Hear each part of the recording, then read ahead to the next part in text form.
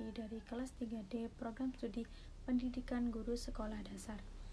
Jadi di sini saya akan memaparkan atau menjelaskan materi tentang epistemologi. Jadi di sini saya akan membahas yang pertama itu pengertian epistemologi, yang kedua ruang lingkup epistemologi, yang ketiga aliran-aliran epistemologi, dan yang terakhir pengaruh epistemologi terhadap peradaban manusia. Yang pertama saya akan menjelaskan pengertian dari epistemologi. Epistemologi disebut juga dengan teori pengetahuan atau theory of knowledge. Secara etimologi, epistemologi berasal dari bahasa Yunani, yaitu epistem yang berarti pengetahuan dan logos yang berarti teori. Adapun pengertian epistemologi menurut beberapa ahli, yang pertama itu William S. Hakian dan Mabel Lewis Hakian. Epistemologi merupakan pembahasan mengenai bagaimana kita mendapatkan pengetahuan, apakah sumber-sumber pengetahuan, apakah hakikat dan jangkauan dan ruang lingkup pengetahuan. Yang kedua itu menurut V. Hardono Hadi menyatakan bahwa epistemologi adalah cabang filsafat yang mempelajari dan mencoba menentukan kodrat dan skop pengetahuan, pengandaian dan dasarnya, serta pertanggungjawaban atas pernyataan mengenai pengetahuan yang dimiliki. Selanjutnya, ruang lingkup epistemologi.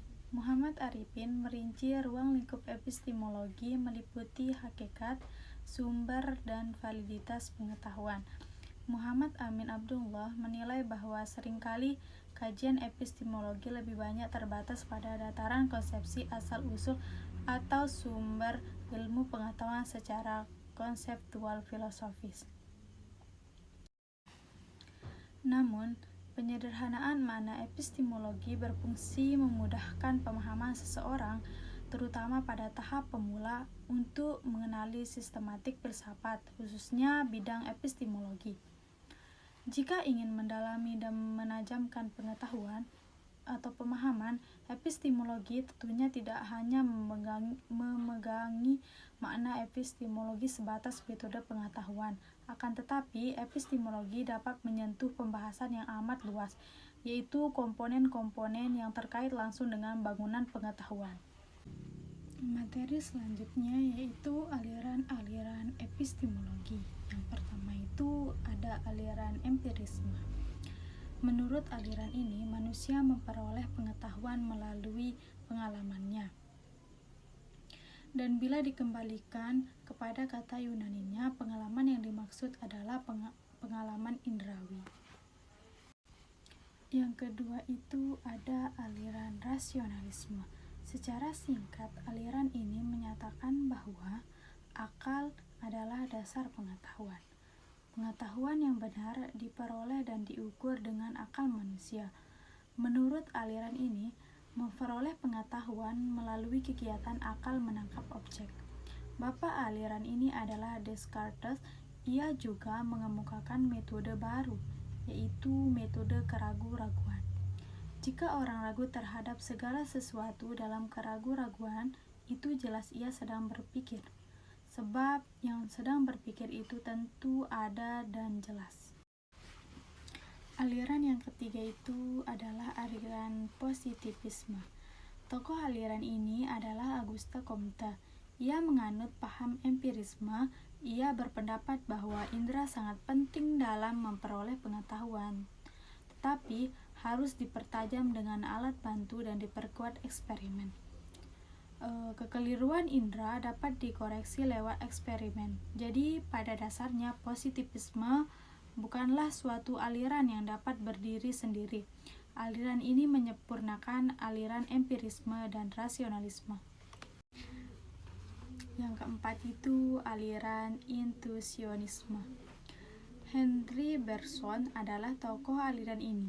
Ia menganggap tidak hanya indera yang terbatas, akal juga terbatas. Jadi pengetahuan kita tentangnya tidak pernah tetap, intelektual atau akal juga terbatas. Yang kelima itu ada aliran kritisme. Aliran ini muncul pada abad ke-18 suatu zaman baru. di mana seorang ahli pemikir yang cerdas mencoba menyelesaikan pertentangan antara rasionalisme dengan empirisme.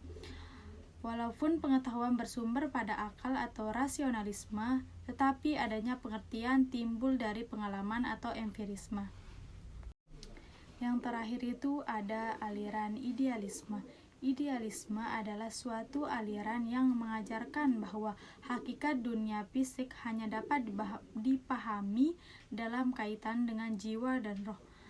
Istilah idealisme diambil dari kata idea, yaitu suatu hadir dalam jiwa. Pandangan ini dimiliki oleh Plato dan pada filsafat modern. Selanjutnya, pengaruh epistemologi terhadap peradaban dunia. Secara global, epistemologi berpengaruh terhadap peradaban dunia manusia. Suatu peradaban sudah tentu dibentuk oleh teori pengetahuannya. Epistemologi mengatur semua aspek studi manusia dari filsafat dan ilmu murni sampai ilmu sosial epistemologi. Dari masyarakat yang memberikan kesatuan dan kohensi pada tubuh ilmu-ilmu dipandang dari keyakinan, kepercayaan, dan sistem nilai mereka. Epistemologi senantiasa mendorong manusia untuk berpikir dan berkreasi, menentukan, dan menciptakan sesuatu yang baru. Jadi, dapat disimpulkan bahwa pengetahuan dapat diperoleh dari akal, pengalaman, dan intuisi.